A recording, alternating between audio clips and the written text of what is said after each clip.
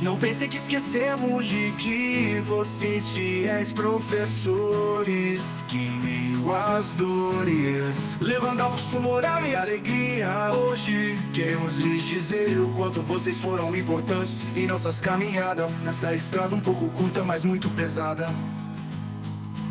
Vocês estavam sempre prontos para atuar, fosse chuva ou sol, tudo para nos gloriar. Devemos muito por tudo que fizeram, pelos desafios que aceitaram, por tudo aquilo em que acreditavam. Como poderíamos esquecer-vos?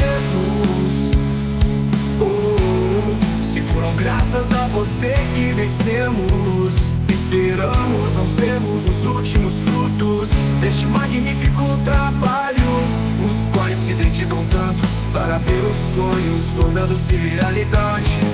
Aqueles sonhos de pessoas até desconhecidas tornam-se suas alegrias. A vocês muito devemos por nos oferecer presente maior, a felicidade.